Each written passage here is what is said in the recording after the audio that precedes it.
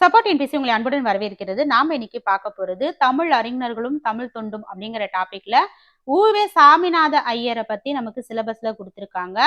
அதை குறித்த ஒரு முழு தொகுப்பு தான் நாம இந்த வீடியோல பார்க்க போறோம். இதுல பாத்தீங்க அப்படின்னா இப்ப இருக்கக்கூடிய நியூ புக்கு, இதுக்கு முன்னாடி இருந்த ஓல்டு சிலபஸ், அதுக்கும் முன்னாடி 2005 2010க்குள்ள இருந்த எடிஷன், அது எல்லாத்தையும் நம்ம தொகுத்து தான் பாத்தீங்க அப்படின்னா இந்த ஊவே சாமிநாத ஐயரை பத்தி பார்க்க போறோம். இதை தவிர்த்து நமக்கு எக்ஸ்ட்ரா சோர்ஸ்ல வெளியே தமிழ் அறிஞர்களை பத்தி என்ன கொடுத்திருக்காங்களோ அந்த தகவலும் பாத்தீங்க அப்படின்னா அவுட் சோர்ஸ் புக்ல இருந்தும் சில தகவல் வந்து எடுக்கப்பட்டிருக்கு. இது உவே சாமிநாத ஐயரை பத்தி அவ்வளோ தகவல்கள் இருக்கு. எல்லாத்தையும் நம்மளால வந்து கலெக்ட் பண்ணி நம்மளால படிக்க முடியாது. அப்படிங்கறனால எக்ஸாம் பாயிண்ட்ல இது வரைக்கும் எப்படி கேள்வி கேட்கப்பட்டிருக்கு, இனி எப்படி கேட்க வாய்ப்பு இருக்கோ அதை பேஸ் பண்ணி நம்ம ஒரு முக்கியமான ஒரு நோட்ஸ் வந்து நம்ம எடுத்திருக்கிறோம். இது வந்து ரொம்ப இம்பார்ட்டன்ட். இதை பார்த்தீங்கன்னாவே உங்களுக்கு ஒரு தெளிவு கிடைக்கும். நிறைய விஷயங்கள் வந்து உவே சாமிநாத ஐயா பத்தி நமக்கு தெரியாமலே இருக்கு. அதை தெரிஞ்சுக்கோங்க. இதை தெரிஞ்சுக்கும் போது இதுல இருந்து கேட்கக்கூடிய வினாக்கள் எல்லாமே உங்களுக்கு பதில் கொடுக்கறதுக்கு ரொம்ப ஈஸியா இருக்கும். சரிங்களா? இதே போல ஒவ்வொரு தலைவர்களை பத்தியும் school book, new book, old version, அப்புறமேட்டு எக்ஸ்ட்ரா சோர்ஸ் எல்லாத்தையும் கலந்து நம்ம ஒவ்வொரு பிடிஎஃபா வந்து அடுத்தடுத்து ரெடி பண்ண போறோம். சரிங்களா? இப்ப வந்து நம்ம தமிழ் அறிஞர்களை பத்தி உவே சாமிநாதரை பத்தி பார்க்கலாம். இதை தவிர்த்து வேற என்ன உங்களுக்கு வேணும் அப்படிங்கறதையும் நீங்க மறக்காம கமெண்ட் பண்ணுங்க. பகுதி 1, தமிழ் தாத்தா. உவே சாமிநாத ஐயர் பாத்தீங்கன்னா 1855 1942 இந்த காலகட்டத்துலதான் அவர் வாழ்ந்தாரு. உவே சாமிநாத ஐயரை பத்தி பாத்தீங்க அப்படின்னா நல்லா நமக்கு தெரியும். தமிழ் தாத்தா என்று அழைக்கப்படுபவர் யாருன்னு பாத்தீங்கன்னா உவேசா. தமிழ் தாத்தா அப்படின்னு சொல்லி அழைக்கிறாங்க. உவேசா அவர்களுடைய முழு பெயர் உத்தமதானபுர வேங்கட சுப்பையா மகன் சாமிநாதன். வேங்கட சுப்பையா மகன். அப்ப இவங்க அம்மா பேரு பாத்தீங்க அப்படின்னா சரஸ்வதி அம்மாள், வேங்கட சுப்பையா. ஓகேங்களா? வேங்கட சுப்பையா மகன் தான் சாமிநாதன். 1855 ஆண்டு பிப்ரவரி 19 திருவாரூர் மாவட்டம் கும்பகோணம் அருகே உள்ள உத்தமதானபுரத்தில் பிறந்தார். அதனாலதான் உவேசாவுடைய பெயரை வந்து உத்தமதானபுர வேங்கட சுப்பையா மகன் அப்படின்னு சொல்றாங்க. ஏன்னா உவேசா தாத்தா பாத்தீங்க அப்படின்னா செம்ம உத்தமன், அவ்வளோ நல்லவர் அப்படின்னு ஞாபகம் வச்சுக்கோங்க. உத்தமன். அப்ப உத்தமதானபுர வேங்கட சுப்பையா மகன். ஓகேங்களா? வேங்கட சுப்பையா மகன். இவங்க அம்மா பேரு சரஸ்வதி. இந்த உவேசாவுடைய முக்கிய பணி என்னவா இருந்திருக்குன்னு பாத்தீங்கன்னா பழங்கால நூல்கள், ஓலைச்சுவடிகள் எல்லாத்தையும் திரட்டி அதை வந்து சரியா மொழிபெயர்த்து அதை வந்து புக்கா வெளியிட்டு இருக்காரு. அப்படி இவர் கொடுத்த நிறைய விஷயங்கள் வந்து நமக்கு என்னென்ன கொடுத்திருக்காரு, அவர் எப்படியெல்லாம் கஷ்டப்பட்டாரு, அவருடைய இயற்பெயர் என்ன, அவருடைய ஆசிரியர் பெயர் என்ன, இது எல்லாமே தான் நம்ம இதுல பார்க்க போறோம். இவருடைய அப்பா அம்மா பேரு வேங்கட சுப்பையா, சரஸ்வதி அம்மாள். இவர் 1855 பிப்ரவரி 19 பிறந்திருக்காரு. கும்பகோணம் பக்கத்துல இருக்கக்கூடிய உத்தமதானபுரம். புரம் அப்படின்னா அது ஒரு ஊர் பேர் தானே. அப்ப கும்பகோணத்துல பக்கத்துல இருக்க கும்பகோணத்துல ஒரு உத்தமனா உவேசா வாழ்ந்தாரு 1855. அதாவது இவர் அவ்வளோ ஒரு நல்ல மனிதர் அப்படின்னு ஞாபகம் வச்சுக்கோங்க. இவருடைய இயற்பெயர் வேங்கட ரத்தினம்.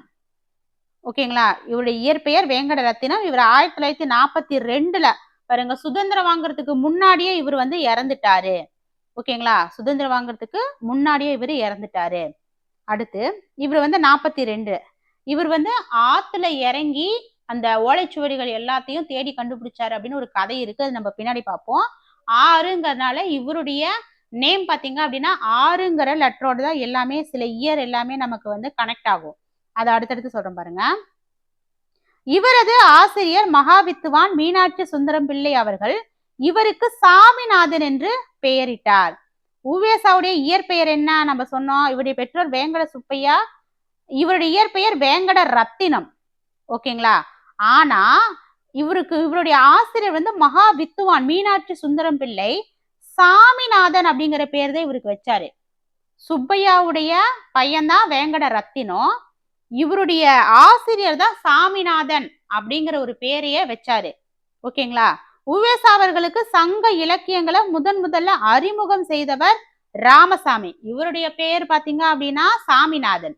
இவருக்கு ராமசாமி அப்படிங்கிறவர் தான் மொத சங்க இலக்கியங்களை அறிமுகம் செஞ்சிருக்காரு. இந்த ராமசாமி யாருன்னா சேலத்தை சேர்ந்தவர். சரிங்களா? சேலத்தை சேர்ந்த ராமசாமி முதலியார்.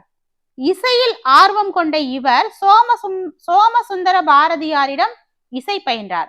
அப்போ ஊவேசா யார்கிட்ட வந்து இசை கத்துக்கிட்டாரு அப்படின்னு சொல்லி பாத்தீங்கன்னா சோமசுந்தர பாரதியாரிடம். சோமசுந்தர பாரதியாரிடம். இவருக்கு சங்க இலக்கியங்களை அறிமுகப்படுத்தியவர் யாரு? ராமசாமி. அப்ப இவருக்கு வந்து சாமிநாதன்கிற பேர் வச்சது மீனாட்சி சுந்தரம் பிள்ளை. நீங்க ஒரு பேராகிராஃப் படிக்கும் போது அதை நீங்களா திரும்ப திரும்ப வினாக்களா கேட்டுக்கும் போதுதான் உங்களால ஆன்சர் பண்ண முடியும். அடுத்து நான் சொன்னதுல இப்ப உங்களுக்கு ஞாபகம் தான் பண்ணுங்க, பாரதியாரு சோமசுந்தர பாரதியார் தான் வந்து பாத்தீங்கன்னா இவருக்கு இசை கற்பித்தாரு. ஏன்னா இவருக்கு இசையில வந்து அவ்வளவு ஆர்வம் இருந்தது. தனது நெருங்கிய நண்பர், இப்ப ஊவேசாவுடைய நெருங்கிய நண்பர் பாத்தீங்க அப்படின்னா தியாகராஜ செட்டியார் மீது கொண்ட பற்றால் தனது இல்லத்திற்கு தியாகராஜ விலாசம் என இவர் பெயர் சூட்டியிருக்காரு. இந்த தியாகராஜ செட்டியார் யார் பாத்தீங்கன்னா நீதி கட்சியினுடைய தந்தை அப்படின்னு சொல்லி அழைக்கப்படுறாரு. நீதி கட்சியை பத்தி நம்ம வந்து படிப்போம். அதுல வந்து தியாகராஜ செட்டியாரை பத்தி நமக்கு வரும். அப்போ இவருடைய நெருங்கிய நண்பர் யாருன்னு பாத்தீங்கன்னா ஊவேசாவுக்கு ஒருத்தர் நண்பரா இருக்கணும் அப்படின்னாவே அவர் தியாகம் தான் பண்ணணும். ஏன்னா அந்த மனுஷன் ஏகப்பட்ட நூல்களை படிச்சு அதை பதிப்பிச்சு மொழிபெயர்த்து ஏகப்பட்ட வேலை பண்ணியிருக்காரு. அப்ப அவருக்கு ஹெல்ப் பண்றதுக்கு ஒரு தியாக உணர்வு வேணும். அப்ப தியாகராஜ செட்டியார் தான் நம்ம ஊவேசாவுக்கு வந்து ஒரு நெருங்கிய நண்பரா இருந்திருக்காரு.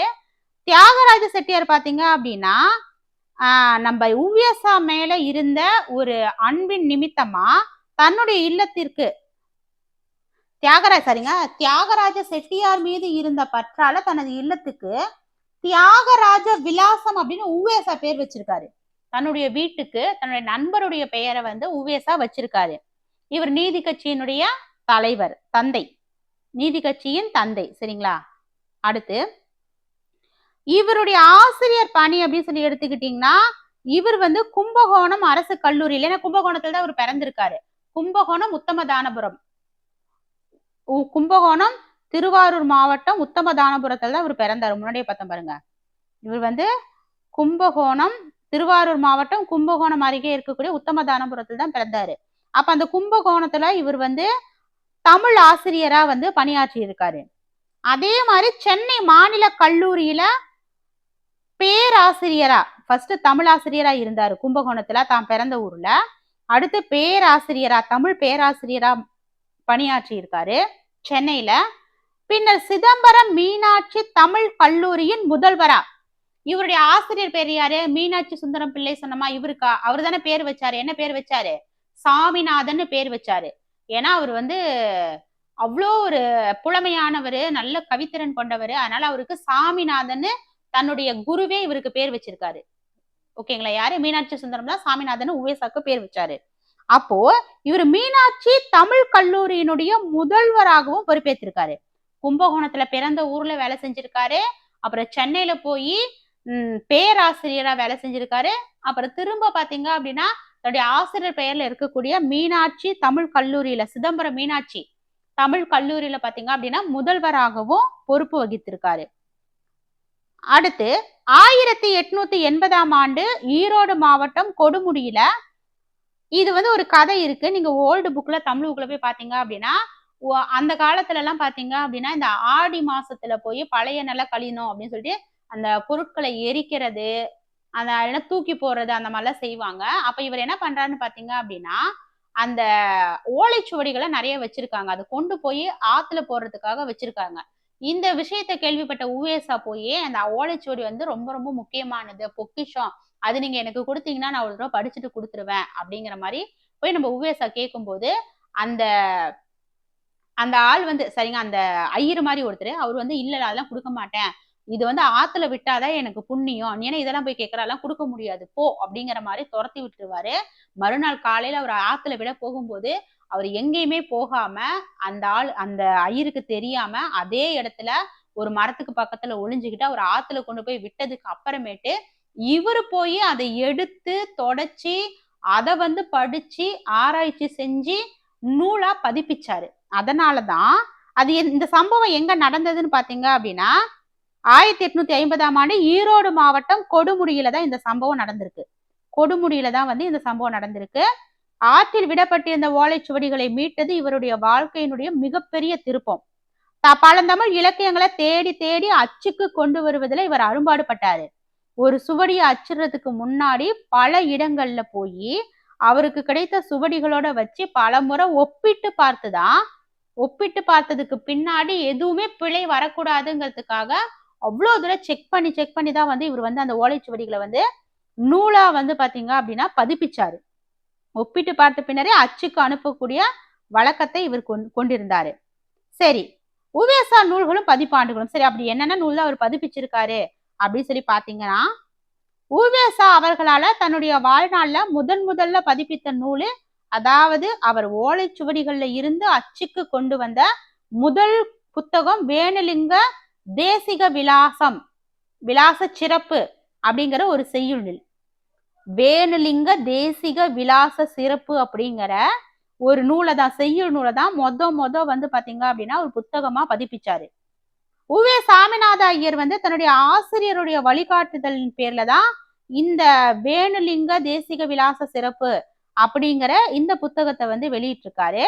சரி, இந்த வேணுலிங்க தேசிகர் அப்படிங்கிற இது நூல் எதுக்காக யாருக்காக வெளியிட்டான்னு பாத்தீங்கன்னா, திருவாவடுதுறை ஆதீன தலைவர், திருவாவடுதுறையினுடைய ஆதீன தலைவரான வேணுலிங்க தேசிகர் அவர்களுடைய பெருமைகளை போற்றக்கூடிய வகையில தான் எழுதப்பட்டிருக்கு. சரிங்களா? வேணுலிங்க தேசிகர் அவர்களின் பெருமைகளை போற்றும் வகையில தான் எழுதப்பட்டிருக்கு.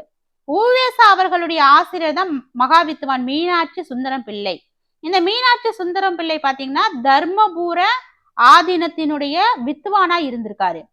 நம்ம மீனாட்சி சுந்தரம் பிள்ளை உவேசாவுடைய ஆசிரியர் அப்படிங்கிறது மட்டும்தான் தெரியும். அவருடைய சிறப்பு கொடுத்திருக்காங்க. இவர் தர்மபுர ஆதீனத்தினுடைய வித்துவானா இருந்திருக்காரு. உவேசா அவர்களும் தர்மபுர ஆதீனத்துடன் நெருங்கிய தொடர்பு கொண்டிருந்தாரு. ஏன்னா உவேசா வந்து மீனாட்சி சுந்தரம் பிள்ளையுடைய மாணவர். அப்படிங்கிறப்போ ஆதீனத்துல, தர்மபுர ஆதீனத்துல மீனாட்சி சுந்தரம் வந்து ஒர்க் பண்ணிட்டு இருக்கும்போது கண்டிப்பா உவேசாவுக்கும் அதோட நெருங்கிய தொடர்பு இருக்கும். அவர்கள் உவேசாவின் தமிழ் பணிகளை பாராட்டி பல முறை நம்ம உவேசாவை கௌரவிச்சிருக்காங்க. யாரு? தர்மபுர ஆதீனம் வந்து உவேசாவுடைய தமிழ் புலமைய பார்த்து நிறைய பிரைஸ் எல்லாம் கொடுத்திருக்காங்க. ஓகேங்களா? அதான் சொல்லியிருக்காங்க. பல முறை அவரை கௌரவிச்சிருக்காங்க. உவேசாவினுடைய இளமை காலத்துல அவருடைய கவி திறமையை மெச்சிய ஆசிரியர் மீனாட்சி சுந்தரம் பிள்ளை அவரை இந்த பாடல்களை இயற்ற ஊக்குவிச்சாரு. இவருடைய திறமைய வந்து மீனாட்சி சுந்தரம் பார்த்துட்டு நீ வந்து செய்யுள் கவிதை எழுது அப்படிங்கிற மாதிரி சொல்லியிருக்காங்க. அப்படி எழுதப்பட்ட ஒரு நூல் தான் பாத்தீங்க அப்படின்னா ஆதீன தலைவரான வேணுலிங்க தேசிகரை புகழ்ந்து உவேசா பாடினது. என்னது? வேணுலிங்க தேசிக சிறப்பு அப்படிங்கிற அந்த நூல் வந்து இவருடைய சிறப்பை பாடிதான், வேணுலிங்க தேசிகரை புகழ்ந்துதான், ஆதீனத்தினுடைய தலைவரான இவரை புகழ்ந்துதான் வந்து உவேசா எழுதியிருக்காரு. உவேசாவினுடைய இளமை கால படைப்பு எதுன்னு பாத்தீங்கன்னாலும் இந்த வேணுலிங்க தேசிகரை புகழ்ந்து பாடின அந்த நூல் தான். சரிங்களா? உவேசாவுடைய இளமை கால படைப்பு இதுதான். மீனாட்சி சுந்தரம் பிள்ளை அவர்கள் சரித்திரம். இது வந்து ஒரு உரைநடை நூல். மீனாட்சி சுந்தரம் பிள்ளை வந்து யாரு? இவருடைய உவேசாவுடைய ஆசிரியர் தானே. அப்போ உவேசாவுடைய ஆசிரியருடைய வாழ்க்கை வரலாற ஒரு உரைநடை நூலா பாத்தீங்க அப்படின்னா நம்ம உவேசா வந்து எழுதியிருக்காரு. தன்னுடைய ஆசிரியரான மீனாட்சி சுந்தரம் பிள்ளையின் வாழ்க்கை முழுவதையும் ஆவணப்படுத்தி உவேசா எழுதின நூல் தான் இது. இது தமிழினுடைய மிகச்சிறந்த வாழ்க்கை வரலாற்று நூலா கருதப்படுது. அப்போ உவேசாவுடைய இந்த ஒரு நூல் வந்து தன்னுடைய ஆசிரியருடைய வாழ்க்கை வரலாற்றை எடுத்துரைக்குது. அடுத்து உவேசா அவர்கள் ஒரு பதிப்பாசிரியராக உருவாவதற்கு முன்னாடியே ஒரு சிறந்த படைப்பாளரா கவிஞரா இருந்தத இந்த இரண்டு நூல்களுமே நமக்கு வந்து குறிப்பிடுது. அதுலயும் முக்கியமா வந்து வேணுலிங்க தேசிகருடைய சிறப்பு அப்படின்னு எழுதப்பட்ட அந்த நூல், இது எல்லாமே இவருடைய கவித்திறமையை வெளிப்படுத்தக்கூடியதா இருந்திருக்கு. அடுத்து அதாவது பதிப்பித்த நூல்கள் தான், உவேசா அவர்கள் பதிப்பித்த சில நூல்கள் வந்து கொடுத்திருக்காங்க. இவர் எழுதின நூல்கள், பதிப்பித்த நூல்கள் எல்லாமே இதுங்க கலந்துதான் கொடுத்திருக்காங்க.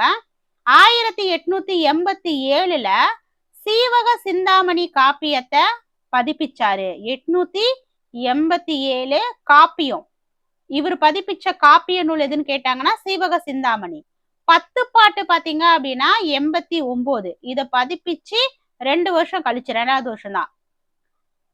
சிலப்பதிகாரம் 892, புறநானூறு. புறம்னா என்ன, 4 பக்கங்கள் வரும். அப்ப 94 அப்படின்னு ஞாபகம் வச்சுக்கோங்க. மணிமேகலை 98, ஐங்குறு 100, 903, 904, 10. இந்த இயர் எல்லாமே நமக்கு ரொம்ப முக்கியம். 1930 தமிழ் விடு தூது அல்லது சிற்றிலக்கிய நூலை முதல்ல பதிப்பிச்சாரு. 1930 தமிழ் விடு தூது அல்லது சிற்றிலக்கிய நூலை 1930 தான் பதிப்பிச்சிருக்காரு. இவர் கிட்டத்தட்ட மொத்தம் 80க்கும் மேற்பட்ட நூல்களை பதிப்பிச்சிருக்காரு. இதுல எந்தெந்த நூல் வந்து பதிப்பிச்சிருக்காரு அப்படிங்கறதுல ஒரு பாக்ஸ்ல வந்து நமக்கு ஓல்டு புக்ல கொடுத்திருப்பாங்க. 8 தொகை நமக்கு தெரியும். ஓகேங்களா, 8 தொகை, 10 பாட்டு, சீவக சிந்தாமணி. இந்த சீவக சிந்தாமணி, சிலப்பதிகாரம், மணிமேகலை எல்லாமே ஒவ்வொன்னு. புறாக்கள் வந்து எப்பவுமே ஜோடியா தான் இருக்கும். அப்போ ஒரு ஜோடி அப்படிங்கிறது என்ன, 12ங்களா? அப்ப இங்க 12ங்கிறது புறா அப்படின்னா புராணங்கள் 12, உலா 9. உலா 9 அப்படின்னா நல்லா ஞாபகம் வச்சுக்கோங்க. இப்ப வந்து நவ கிரகத்தை உலா வரணும் அப்படின்னு சொல்லுவாங்களா, அப்ப நவ கிரகங்கள் அப்படிங்கிறது நமக்கு என்ன சொல்லுவாங்க, 9 சொல்லுவாங்க. அப்ப இங்க 9 அப்படிங்கிறது பாத்தீங்கன்னா நவ கிரகங்கள் அப்படின்னு சொல்லி ஞாபகம் வச்சுக்கோங்க. இந்த 12ங்கிறது பாத்தீங்க அப்படின்னா புறாக்கள். புறா வந்து 12 ஜோடியா 12 ஜோடியா சுத்தும் அப்படின்னு சொல்லி ஞாபகம் வச்சுக்கோங்க. கோவை அப்புறம் தூது. கோவைக்கு 6 பேரு வந்து தூது போறாங்க. சரிங்களா, கோவைக்கு 6 பேரு வந்து தூது போறாங்க. வெண்பா நூல்கள் 13, அந்தாதி அந்த 6 பேரு சேர்ந்து கோவைக்கு தூது போறாங்க அப்படின்னு ஞாபகம் வச்சுக்கோங்க. அந்தாதினா 3 பேர் தான். அந்த ஊருக்கு 3 முறை தூது போறாங்க. எத்தனை பேரு, 6 பேரு தூது போறாங்க. இது வச்சு வச்சுக்கோங்க. அந்த ஊருக்கு வெண்பாவை எடுத்துக்கிட்டு 13 வெண்பாக்களை எடுத்துக்கிட்டு 6 பேரு கோவைக்கு தூது போறாங்க. சரிங்களா, மும்மணி கோவை, இரட்டை மணி மாலை, இது ரெண்டுமே பாத்தீங்கன்னா 4. இந்த 3மே பரணியோட. ஓகேங்களா, இதோட சேர்த்து இது வந்து வெறும் 2 தான். பேரா பரணி 2 பேரை தான் சண்டை போட்டுக்கிறாங்க. மும்மணி கோவை, இரட்டை மணி மாலை, இந்த 3மே பாத்தீங்கன்னா பேரா தான் வருது. அடுத்து பிரபந்தங்கள், பிற பிரபந்தங்கள் 4. பிரபஞ்சம்னாவே 4, பிரபஞ்சம்னு ஞாபகம் வச்சுக்கோங்க. 4 பக்கமும் நம்ம சுத்தி பிரபஞ்சம் இருக்கு. ஏன்னா அந்த பிரபஞ்சத்துக்குள்ளதான் நாம இருக்கோம். மணிமேகலை, சிலப்பதிகாரம், சீவக சிந்தாமணி எல்லாமே ஒவ்வொன்னுதான். உலா வந்து 9, புராணங்கள் வந்து புறா வந்து பாத்தீங்கன்னா ஜோடியா புறா சுத்தும். அப்ப 12. 8 தொகை 8, 10 பாட்டு 10, சீவக சிந்தாமணி, சிலப்பதிகாரம், மணிமேகலை, 50 காப்பியங்கள் இந்த 3மே இருக்கு. சிலப்பதிகாரம், மணிமேகலை, சீவக சிந்தாமணி இந்த 3மே ஒவ்வொன்னு வருது. ஓகேங்களா, 50 காப்பியங்கள ஒவ்வொன்னா வருது. உலா 9, புராணங்கள் 12. அடுத்து கோவைக்கு 6 பேரு தூது போறாங்க. 3 தடவை தூது போறாங்க. அந்த 6 பேரும் கோவைக்கு தூது போறாங்க. எங்க, அந்த 3 பேரு 6 முறை எதை எடுத்துட்டு போறாங்க, 13 வெண்பா நூல்களை எடுத்துக்கிட்டு போறாங்க அப்படின்னு சொன்னா பரணி, மும்மணி கோவை, இரட்டை மணி மாலை பாத்தீங்கன்னா 2 வரும். பிரபந்தங்கள், பிரபஞ்சம் 4 பக்கமும் இருக்கு. அப்ப இது 4. இந்த மாதிரி ஒரு சில விஷயங்களை நீங்க ஷார்ட்கட்ல ஞாபகம் வச்சுக்கோங்க. அடுத்து ஊவேசா பதிப்பித்த பிற நூல்கள். இது எல்லாமே பரிபாடல் பாத்தீங்க அப்படின்னா 8 தொகை நூல்கள்ல 1. பரிபாடல் 8 தொகை நூல்களில் 1. பெருங்கதை அப்படிங்கிறது கொங்குவேளிர் இயற்றிய காப்பியம். நன்னூல் வந்து சங்கர நமச்சிவாயர் உரை இலக்கண நூல். இந்த நூல்களையும் பாத்தீங்கன்னா ஊவேசா பதிப்பிச்சிருக்காரு. பதிப்பிக்கிறது அப்படின்னா அவங்க கொடுத்ததை கொஞ்சம் தெளிவுபடுத்தி அதை திரும்ப வெளியிட்டிருக்காரு. அப்ப 8 தொகை நூல்கள்ல பரிபாடல் 1. அப்புறம் பெருங்கதை, கொங்குவேளிர் இயற்றிய காப்பியம் தான் வந்து பெருங்கதை. பெருங்கதைங்கிறது ஒரு காப்பிய நூல். நன்னூல் வந்து சங்கர நமச்சிவாய உரை, இது வந்து ஒரு இலக்கண நூல். இதையும் வந்து நம்ம ஊவேசா வந்து பதிப்பிச்சிருக்காரு. அடுத்து திருக்காலத்தி புராணம், திருவாளவாய் உடையார், திருவிளையாடல் புராணம், குமர குருபரர் பிரபந்த திரட்டு, இந்த நூல்கள் எல்லாத்தையுமே இவர் பதிப்பிச்சிருக்காரு. நம்ம ஏற்கனவே பார்த்ததா, அங்க முன்னாடி நம்ம எல்லாமே ஃபுல்லா பாக்ஸ்ல பார்த்தோம். இங்க எல்லாமே தனித்தனியா எப்ப எதை பதிப்பிச்சிருக்காங்கன்னு 50 காப்பியங்கள் நம்ம சொன்னோம். 50 காப்பியங்கள்ல இப்ப பாருங்க, சீவக சிந்தாமணி 87. ஓகேங்களா, 92ல பாத்தீங்கன்னா சிலப்பதிகாரம், 98ல பாத்தீங்க அப்படின்னா மணிமேகலை, 87ல சீவக சிந்தாமணி, சிலப்பதிகாரம் பாத்தீங்கன்னா 92, மணிமேகலை 98. சீவக சிந்தாமணி இவர் முதலில் பதிப்பித்த காப்பிய நூல். அப்ப கேட்பாங்க உவேசா பதிப்பித்த முதல் காப்பிய நூல் எது அப்படின்னு சொல்லி கேட்டாங்கன்னா அது வந்து பாத்தீங்க அப்படின்னா இந்த சீவக சிந்தாமணி 1887ல வந்து மொத வந்து இவர் பதிப்பிச்சாரு காப்பிய நூலை.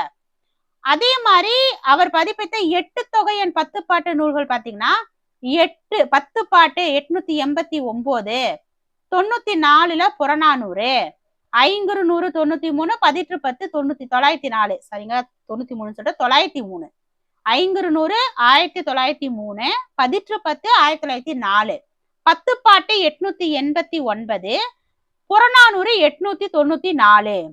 இதே போல உவேசா இயற்றிய சொந்த படைப்பு, அவருடைய சொந்த படைப்புகள் என்னன்னு பாத்தீங்கன்னா என் சரிதம், சுயசரிதை ஆனந்த விகன்ல தொடரா வெளிவந்தது. சுயசரிதை வந்து உவேசா வந்து தன்னுடைய சுயசரிதைய என் சரிதம் அப்படிங்கிற பெயர்ல ஆனந்த விகடன் அப்படிங்கிற நூல்ல வந்து வெளியிட்டு இருக்காரு. மகாவித்வான் மீனாட்சி சுந்தரம் பிள்ளை அவர்களுடைய சரித்திரத்தை வாழ்க்கை வரலாற்று நூறா எழுதினாரு. நல்லுரை கோவை அப்படிங்கிற ஒரு கட்டுரை தொகுப்பை எழுதியிருக்காரு. சங்க தமிழும் பிற்கால தமிழும் அப்படிங்கிற ஒரு நூலும் இவர் எழுதியிருக்காரு. இப்ப நம்ம இது ஏற்கனவே பார்த்தோம் கும்பகோணம் கல்லூரியினுடைய, ஏன்னா திரும்ப அதை நீங்க பார்க்கும்போது ஒவ்வொரு புக்லயும் ஒவ்வொரு தகவல் இருக்கும்போது அது எல்லாத்தையும் நம்ம கோர்வையா கொடுக்கணும். திரும்ப சொல்லும் போது மனசுல பதிவுங்கிறதுக்காக தான் கொடுத்துருக்கோம். கும்பகோணம் கல்லூரி தமிழ் ஆசிரியரா ஒர்க் பண்ணியிருக்காரு. சென்னை கல்லூரி தமிழ் பேராசிரியர். இங்க வந்து பாத்தீங்கன்னா முதல்வரா வந்து நம்ம சிதம்பரம் மீனாட்சி தமிழ் கல்லூரியில ஒர்க் பண்ணியிருக்காரு. ஓகேங்களா. உவே சாமிநாத ஐயர் தமிழ் தாத்தா எழுதிய உரைநடை நூல்கள் முழு தொகுப்பு. நாம என்ன சொன்னோம், இவர் என்னென்ன எழுதியிருக்காரு பாருங்க, இது எல்லாமே நமக்கு தெரிஞ்சதுதான். இப்ப உரைநடை நூல்கள் இவர் முன்னாடி நம்ம பார்த்தது பாத்தீங்கன்னா பதிப்பித்த நூல்கள் என்னன்னு சொல்லி பார்த்தோம். இது வந்து உவேசா பதிப்பித்த நூல்கள். இப்ப இத வந்து நம்ம பாக்குறது வந்து பாத்தீங்கன்னா உவேசா அவர்கள் எழுதிய உரைநடை நூல்களுடைய முழு தொகுப்பு. ஒரு 17 நூல்கள் வந்து நாம இதுல முக்கியமானது கொடுத்திருக்கிறோம். உவேசா எழுதினதான் உவேசாவினுடைய சுயசரிதை, என் சரித்திரம், என் சரிதம் அப்படின்னு சொல்லி எழுதியிருக்காரு.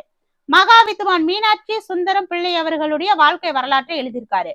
அதே மாதிரி இவருடைய நெருங்கிய நண்பர் யாரு, தியாகராஜ செட்டியார். உவேசாவுடைய நெருங்கிய நண்பர் தியாகராஜ செட்டியாருங்கனால அவருடைய வரலாறையும் எழுதியிருக்காரு. அப்போ என் சரிதம் எழுதியிருக்காரு, புத்த சரிதம் எழுதியிருக்காரு, மீனாட்சி மகாவித்வான் மீனாட்சி சுந்தரம் பிள்ளை அவர்களை பத்தி எழுதியிருக்காரு, அப்புறம் தியாகராஜ செட்டியாரை பத்தி எழுதியிருக்காரு. சங்க தமிழும் பிற்கால தமிழும், சங்க காலத்தை பத்தி இருந்த நூல்களையும் பதிப்பிச்சிருக்காரு, இப்ப இருக்கக்கூடியதும் அவர் சொல்லியிருக்காரு. அப்ப சங்க தமிழும் பிற்கால தமிழும். அதே மாதிரி திருக்குறளை பத்தி இவர் எழுதியிருக்காரு, திருவள்ளுவரை பத்தியும் இவர் எழுதியிருக்காரு. மத்தியார்ச்சுன மான்மியம், இது கொஞ்சம் புதுசா இருக்கு. மத்தியார்ச்சன மான்மியம், உயிர் மீட்சி இலக்கிய கட்டுரை, இது எல்லாமே இவர் எழுதுனதுதான். நல்லுரை கோவையை நம்ம பார்த்திருக்கோம். நினைவு மஞ்சரி, நினைவு மஞ்சரி நான் கண்டது கேட்டது என் நினைவுல இருக்கிறது எல்லாத்தையும் நான் எழுதியிருக்கிறேன். தமிழ் அறிஞர்களை பத்தி, திருக்குறளை பத்தி, சங்க தமிழை பத்தி, என்னுடைய சரித்திரம், புத்த சரித்திரம், இது எல்லாத்த பத்தி எழுதியிருக்கிறேன். புதியது பழையது, ஏன்னா இவர் புதியது பழையது தான் கண்டது கேட்டது, புதியது பழையது, இது எல்லாமே அவர் எழுதின உரைநடை தொகுப்பு. நான் வந்து ஒரு ஸ்டோரி மாதிரி சொல்லணுங்கிறதுக்காக சொல்றேன். இவரு சிலப்பதிகாரத்தை பத்தி எழுதியிருக்காருங்களா, நம்ம பார்த்தோம். மணிமேகலை பத்தி எழுதியிருக்காரு. சீவக சிந்தாமணி மொத பதிப்பிச்ச என்னது காப்பிய நூல். அப்போ இது எல்லாமே அவர் எழுதுந்தான். இது வந்து உதயன கதை சுருக்கம், கலை சங்கங்கள், இது எல்லாமே ஒரு 2-3 தடவை நீங்க சொல்லி பார்த்தாவே உங்களுக்கு வந்து இது எல்லாமே உவேசாவுடைய உரைநடை நூல்கள் அப்படிங்கிறது உங்களுக்கு தெரிஞ்சிடும். அதான் சொல்லிடுறேன் பாருங்க. இவர் வந்து கலைச்சங்கம், உதயன கதை சுருக்கம், மணிமேகலை, சிலப்பதிகாரம், புதியது பழையது, தான் கண்டது, நினைவுல இருந்தது, நல்லுரைகளை, உயிர் எல்லாத்தையும் மீட்டெடுத்தாரு.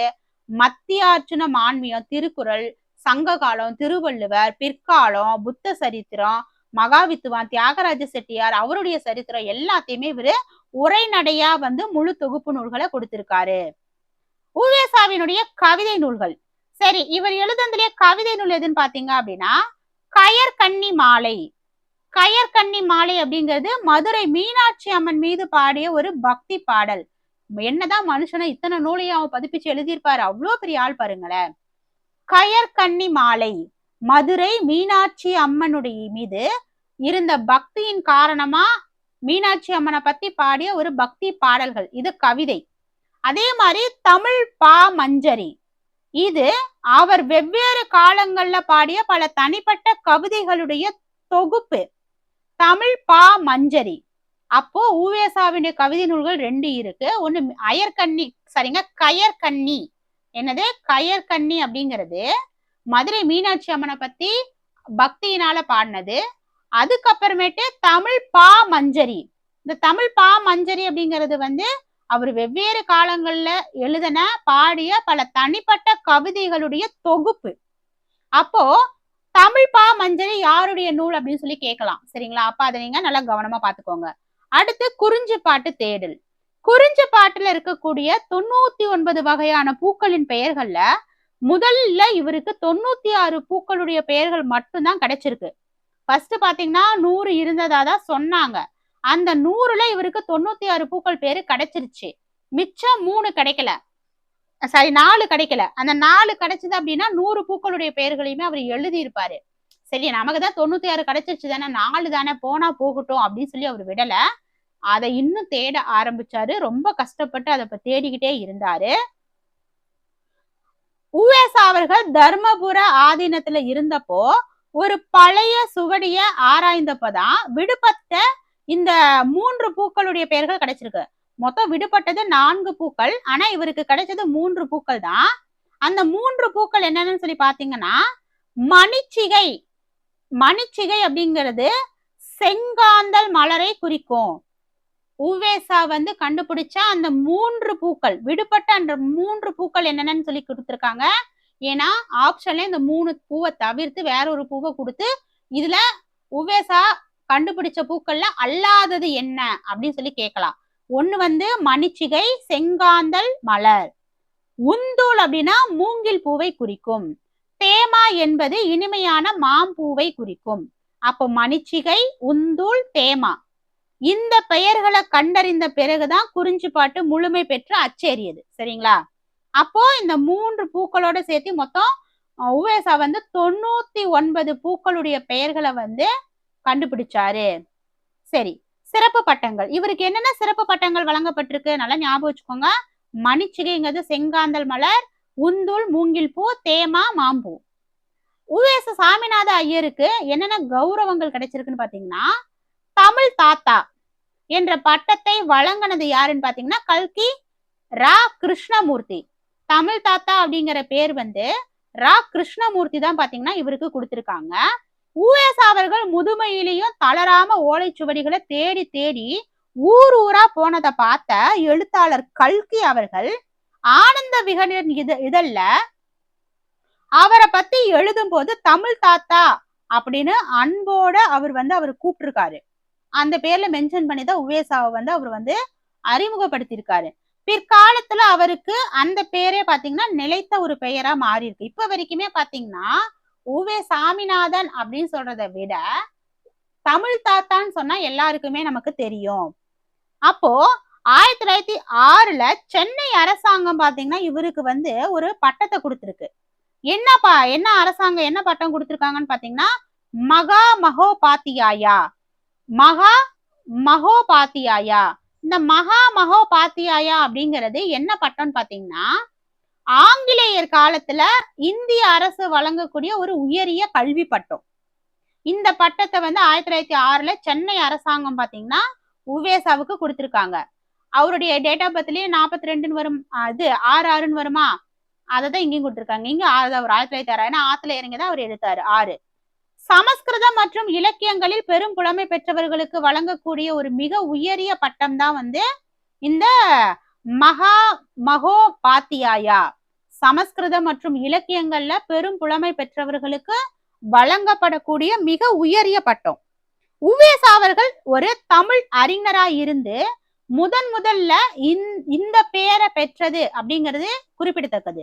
1917 திராவிட வித்யா பூஷணம் அப்படிங்கிற பட்டத்தை வழங்கியது வந்து பாரத தர்ம மகா மண்டலத்தார். பாருங்க, 1906ல சென்னை அரசாங்கம் மகா மகோபாத்தியாயா அப்படிங்கிற ஒரு பட்டத்தை கொடுத்திருக்காங்க. இது ஒரு மிக உயரிய பட்டம். ஆங்கிலேயர் காலத்துல இந்திய அரசு வழங்கிய ஒரு உயரிய கல்வி பட்டம். சமஸ்கிருதம் மற்றும் இலக்கியங்கள்ல இவர் மிகப்பெரிய அளவுல புலமை பெற்றிருந்தாரு. அதனாலதான் இவருக்கு இந்த பட்டத்தை கொடுத்திருக்காங்க. அப்புறம் 1917 திராவிட வித்யா பூஷணம் என்ற பட்டத்தை வழங்கினது பாரத தர்ம மகா மண்டலத்தார். காசி வாரணாசி அமைப்பு தான் இந்த பட்டத்தை கொடுத்திருக்கு. 1917 திராவிட வித்யா பூஷணம் அப்படிங்கிற பட்டத்தை வழங்கினது பாரத தர்ம மகா மண்டலத்தார். உவேசா வடமொழி மற்றும் தமிழ் அறிவை பாராட்டி இந்த பட்டம் வழங்கப்பட்டது. ஒவ்வொரு பட்டமும் கொடுத்த அமைப்பு எது, அது எதுக்காக கொடுத்திருக்காங்கிறத நீங்க தெரிஞ்சுக்கணும். சரிங்களா? அடுத்து 1925 தட்சிணாத்திய கலாநிதி என்ற பட்டத்தை கொடுத்தது சங்கராச்சாரியார். சங்க இலக்கிய பணிக்காக இது வழங்கப்பட்டது. 1925 தட்சிணாத்திய கலாநிதி என்ற பட்டம் சங்கராச்சாரியாரால கொடுக்கப்பட்டிருக்கு. இது சங்க இலக்கிய பணிக்காக கொடுத்திருக்காங்க. 1932 சென்னை பல்கலைக்கழகம் இவருக்கு டாக்டர் பட்டம் வழங்கி சிறப்பித்தது. ஏற்கனவே ஒரு தடவை பாத்தீங்கன்னா சென்னை வந்து பாத்தீங்க அப்படின்னா இங்க சென்னை அரசாங்கம் 1906 ஒரு பட்டம் கொடுத்தது. இங்க வந்து பாத்தீங்க அப்படின்னா சென்னை பல்கலைக்கழகம் 32 பாத்தீங்கன்னா ஒரு பட்டம் கொடுக்குது. என்ன பட்டம்? டாக்டர் பட்டம். இது புக்ல இருக்கு. 1937 சென்னையில் நடைபெற்ற இலக்கிய வரவேற்பு குழு தலைவரா நம்ம உவேசா இருந்திருக்காரு. அப்போ அந்த இலக்கிய வரவேற்பு குழு அதுக்கு வந்து தலைமை தாங்கினது வந்து காந்தியடிகள். இவரை இன்னொரு பேர் சொல்லி கூப்பிடுறாங்க. என்ன பேர்னா பதிப்பு துறையின் வேந்தர் என இவர் அழைக்கப்படுறாரு. பதிப்பு துறையின் வேந்தர் என அழைக்கப்படுகிறார் உவேசா. அப்ப பதிப்பு துறையின் வேந்தர் யார் அப்படின்னு சொல்லி கேள்வி கேட்கலாம். அடுத்தது நாவலர் சோமசுந்தர பாரதியார் வ.உ.சி. வரலாற்று தகவல்கள். இந்த சோமசுந்தர பாரதியார் நம்ம ஏற்கனவே பார்த்தோம். வ.உ.சிக்கு இசை கற்றுக் கொடுத்தவர் சோமசுந்தர பாரதியார். இவர் வந்து ஒரு சிறந்த வழக்கறிஞரா இருந்திருக்காரு. வ.உ.சியினுடைய அழைப்பை ஏத்துக்கிட்டு தன்னுடைய வழக்கறிஞர் தொழிலை விட்டுட்டு மாதம் 100 ரூபாய் அப்படிங்கிற ஒரு குறைந்த ஊதியத்துல பாத்தீங்க அப்படின்னா வ.உ.சி கிட்ட இவர் வந்து வேலை செஞ்சிருக்காரு. வ.உ.சியினுடைய சுதேசி கப்பல் நிறுவனத்தினுடைய நிர்வாக செயலாளரா பாத்தீங்கன்னா இந்த சோமசுந்தர பாரதியார் வந்து ஒர்க் பண்ணிருக்காரு. சரி, இவர்கிட்ட பாத்தீங்க அப்படின்னா இந்த வ.உ.சி கிட்ட 2 கப்பல்கள் இருந்தது நமக்கு எல்லாருக்குமே தெரியும்.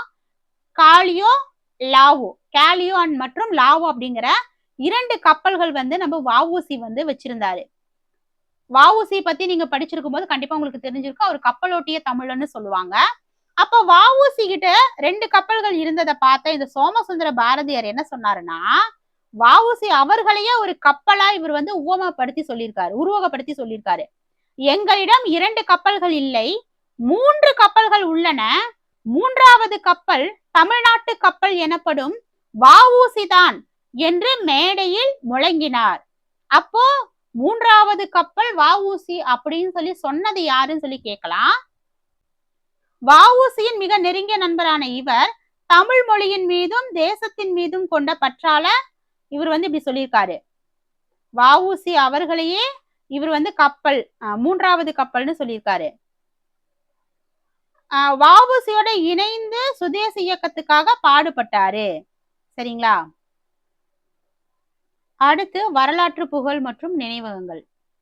உவேசாவை பத்தி பாத்தீங்க அப்படின்னா நிறைய பேர் புகழ்ந்து பாடியிருக்காங்க. அதுல பாரதியாரும் ஒண்ணு.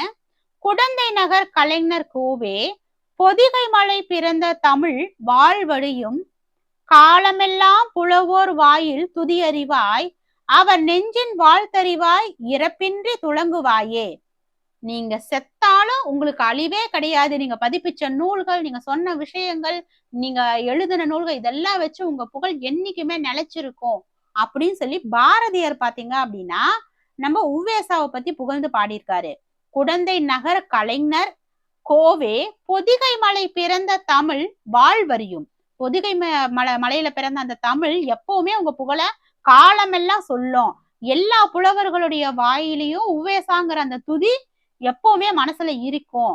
உங்களை வாழ்த்திக்கிட்டே இருப்பாங்க, நீங்க சாகவே மாட்டீங்க அப்படின்னு உவேசாவை பத்தி பாரதியார் வந்து புகழ்ந்து பாடியிருக்காரு. அடுத்து பாரதியார் இவரை புகழ்ந்து கவிதை எழுதியிருக்காரு. 1937 சென்னை இலக்கிய மாநாட்டுல இவரை பார்த்த மகாத்மா காந்தியடிகள் 1937 சென்னை இலக்கிய மாநாட்டுல இவரை பாக்குறாரு.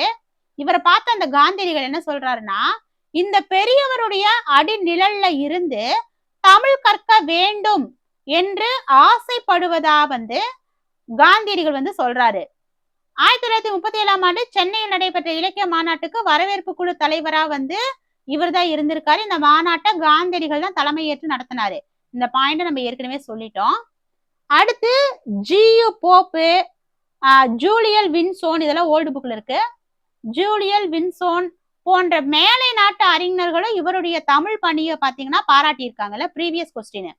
உவேசா பாத்தீங்க அப்படின்னா தமிழ் வாழ்வு உவே காப்பிய பதிப்புகள், அதாவது ஒரு தமிழ் வாழ்வு உவேசா காப்பிய பதிப்புகள். ரா காசிராஜன் உவேசா ஒரு தமிழ் வாழ்வு அப்படின்னு உவேசா காப்பிய பதிப்புகள் பாத்தீங்கன்னா ரா காசிராஜன் தான் கொடுத்திருக்காரு, அவர் எழுதியிருக்காரு. இந்த ஜியு போப்பு, அதாவது எப்படி கேட்பாங்கன்னா, உவேசாவின் பாராட்டிய மேலை நாட்டு தமிழ் அறிஞர்கள் யார் அப்படின்னு சொல்லி கேட்டிருக்காங்க. ஜூலியல் வின்சன், ஜியு போப். ரொம்ப இம்பார்ட்டன்ட், பாத்துக்கோங்க. இதன் முக்கிய விவரங்கள். தன்னுடைய வாழ்க்கை வரலாற்றை என் சரித்திரம் என்ற பெயர்ல ஆனந்த விகடன் இதெல்ல இவர் ஒரு தொடரா எழுதியிருக்காரு. உவேசா அவர்களுடைய சுயசரிதையான என் சரித்திரம் ஜனவரி 6, 1940 இருந்து மே 1942 வரைக்கும் ஆனந்த விகடன் இதெல்ல வார தொடரா வந்தது. அப்ப இது கேட்பாங்க, மாத தொடரா வார தொடரா அப்படி கேட்பாங்க. இது ஒரு வார தொடரா வந்திருக்கு. சரிங்களா? ஏப்ரல் 1942 தான் இவர் காலமானாரு. ஓகேங்களா? 42 காலமானாரு. 1940 இருந்து 42 வரைக்கும் ஜனவரி 6ஆம் தேதி 6 தான் இவர் பாத்தீங்க அப்படின்னா இறங்குறாரு. ஆத்துல இறங்கிதான் ஓலைச்சுவடிகள் இருக்கிறாரு. ஜனவரி 6 தான் இவர் பிறக்கிறாரு. இவர் பாத்தீங்கன்னா ஆத்துல இறங்கிதான் ஓலைச்சுவடிகள் இறக்குறாரு. அப்ப 6 ஞாபகம் வச்சுக்கோங்க. 42 ரெண்டையும் கூட்டினா 6 வரும். 42 தான் இறக்குறாரு. சரிங்களா? அப்போ உவேஸ் அவர்கள் 1942 ஏப்ரல்ல காலமானாரு. அதற்கு பிறகு சில அத்தியாயங்கள் வெளிவந்திருக்கு. உவேசா சொல்ல சொல்ல அவருடைய மாணவர் கீவா ஜெகநாதன் தான் பாத்தீங்கன்னா அவர் பக்கத்துல இருந்து இதை எழுதியிருக்காரு. ஓகேங்களா? உவேசா பக்கத்துல இருந்து உவேசா சொல்ல சொல்ல அவருடைய மாணவர் கீவா ஜெகநாதன் தான் என் சரிதம் அப்படிங்கிறத சொல்ல சொல்ல அந்த நூலை எழுதியிருக்காரு. இந்த தொடர் பாத்தீங்க அப்படின்னா 1950ஆம் ஆண்டு இந்தியா குடியரசான ஆண்டுதான் 1950 தான் பாத்தீங்க அப்படின்னா முழுமையான புத்தகமா பதிப்பிக்கப்பட்டது. சரிங்களா? இந்த தொடரை எழுதுமாறு உவேசாவை தொடர்ந்து வற்புறுத்தி சம்மதிக்க வச்சவர் யாருன்னு பாத்தீங்கன்னா கல்கி, அதாவது ரா கிருஷ்ணமூர்த்தி அப்படிங்கிறவர் தான் இந்த தொடரை நீங்க எழுதணும் அப்படின்னு சொல்லி அவரை வற்புறுத்தி இருக்காரு. அவர்கள் வாரந்தோறும் ஒரு அத்தியாயம் என இது மிக சுவாரஸ்யமா வெளிவந்த வாசகர்களுக்கிடையே ஒரு பெரும் வரவேற்பையும் பெற்றிருக்கு. 1942 இவர் இறக்குறாருங்களா. இறந்ததுக்கு அப்புறமேட்டு பெசன் நகர்ல உவேசா நூல் நிலையம் ஒண்ணு தொடங்குறாங்க. எப்போ? 1942 அவர் இறக்கும் போது, இறந்ததுக்கு அப்புறமேட்டு பெசன் நகர்ல. இவருடைய நினைவா 2006 இந்திய அரசு அஞ்சல் தலையை ஒண்ணு வெளியிடுது. 5 ரூபாய் அஞ்சல் தலை. சரிங்களா? உவேசாவினுடைய வீடு தமிழக அரசால அரசுடைமையாக்கப்பட்டது 2008. 2006 பாத்தீங்க அப்படின்னா அஞ்சல் தலை வெளியிடுறாங்க. அஞ்சல் தலை 5 ரூபாய். இது அதையும் ஞாபகம் வச்சுக்கோங்க. அஞ்சல் தலை 5 ரூபாய் இது வெளியிடுறாங்க. 2008 2 வருஷம் கழிச்சு பாத்தீங்கன்னா அவருடைய வீடை அரசுடைமையாக்கிட்டாங்க. உவேசா சிலை இருக்கக்கூடிய இடங்கள் என்னென்ன அப்படின்னு சொல்லி பார்க்கலாம். சென்னையிலே ஒரு ஒர்க் பண்ணியிருக்காரு. அதனால சென்னை மாநில கல்லூரியில பாத்தீங்கன்னா இவருடைய சிலை இருக்கு. மதுரை தல்லாகுளத்துல ஒரு சிலை இருக்கு. அருள்மிகு பெருமாள் கோயில் முன்புறம், பெருமாள் கோயில் முன்புறமா பின்புறமான்னு கேட்பாங்க. முன்புறம் ஒரு சிலை இருக்கு. உவேசா இல்லம் உத்தமதானபுரத்துல இருக்கக்கூடிய அவருடைய இல்லமும் பாத்தீங்க அப்படின்னா இல்லத்திலையும் ஒரு சிலை இருக்கு. அப்போ சென்னை, மதுரை, அப்புறம் அருள்மிகு பெருமாள் கோயில் முன்புறம் உவேசா நினைவிலும் உத்தமதானபுரத்துல அவர் பிறந்தார். அப்ப அங்கேயும் இருக்கு. சரிங்களா? சென்னையில திருவான்மையூர்ல இவர் பெயர்ல உவேசா நூலகம் அமைந்திருக்கு. சென்னை திருவான்மையூர்ல இவருடைய பெயர்ல பாத்தீங்கன்னா உவேசா நூலகம் அமைந்திருக்கு. உவேசாவினுடைய திருவுருவ சிலை சென்னை மாநில கல்லூரியில வங்கக்கடலை நோக்கி நிற்கக்கூடிய வண்ணத்துல உருவாக்கப்பட்டிருக்கு. எங்க? உவேசாவின் திருவுருவ சிலை சென்னை மாநில கல்லூரியில் வங்கக்கடலை நோக்கி நிற்கும் வண்ணம் நிறுவப்பட்டிருக்கு. சரி, இப்போ உவேசாவினுடைய சிறப்புகள் என்ன? இந்த சிறப்புகள் பாத்தீங்க அப்படின்னா இது வந்து நியூ புக்ல இருக்கு. உயிர் மீட்சி அப்படிங்கிற தலைப்புல துவக்கப்பட்ட உவேசாவினுடைய இலக்கிய கட்டுரைகள் இருந்து எடுத்துக்கப்பட்டிருக்காங்க. அப்போ உயிர் மீட்சிங்கிறது இவருடைய இலக்கிய கட்டுரை. இவர் தமிழ் தாத்தான்னு அழைக்கப்படுறாரு. மகோபாத்தியாயா நம்ம ஆல்ரெடி பார்த்தோம். அப்புறம் திராவிட வித்யா பூஷணம், தட்சிணாத்திய கலாநிதி போன்ற பட்டங்களை இவர் பெற்றிருக்காரு. கும்பகோணம் அரசு கலைக்கல்லூரி, இந்த பாக்ஸ்ல இருக்கிறது எல்லாமே நம்ம பார்த்துட்டோம். இதுல முக்கியமா நம்ம பார்க்காது இந்த பாக்ஸ்ல இருக்குது. இங்க பாத்தீங்கன்னா நம்ம தனியா எடுத்து எழுதி காட்டியிருக்கோம்.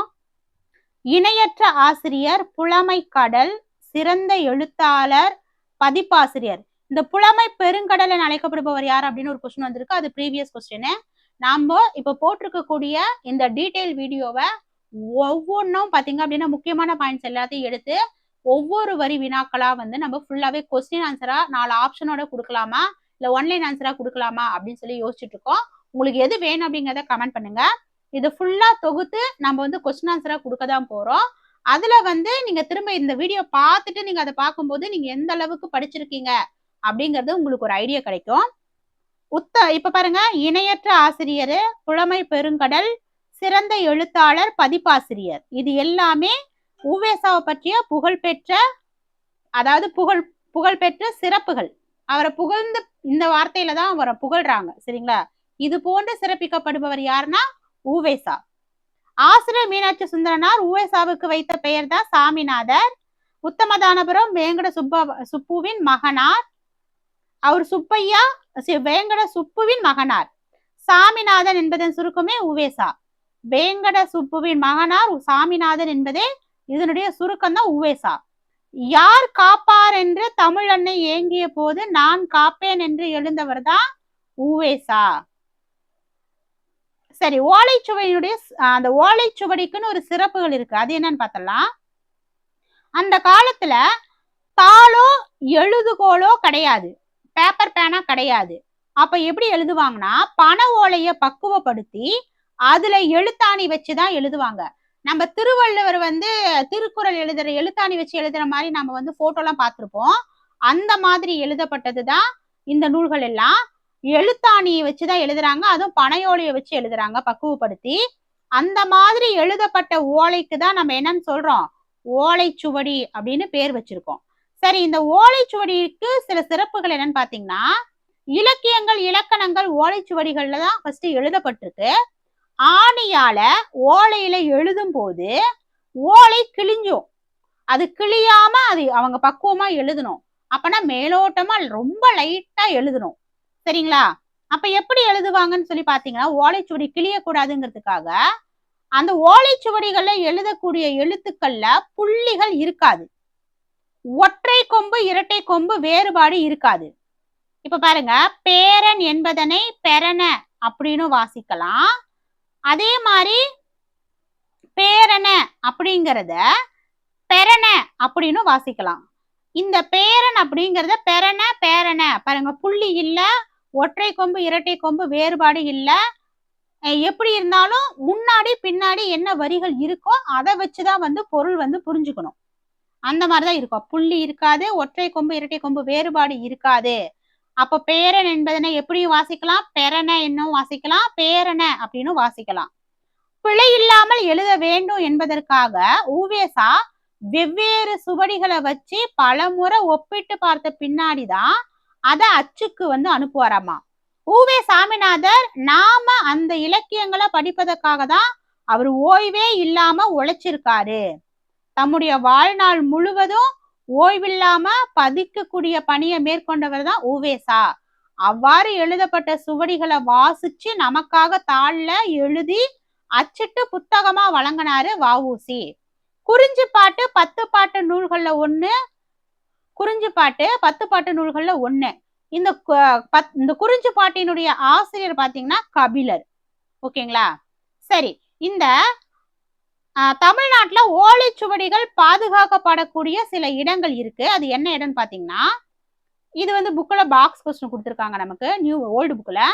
கீழ் திசை சுவடிகள் நூலகம் சென்னையில, அரசு ஆவண காப்பகம் சென்னையில தான், உலக தமிழ் ஆராய்ச்சி நிறுவனம், இது மூணுமே பாத்தீங்கன்னா சென்னை தான்.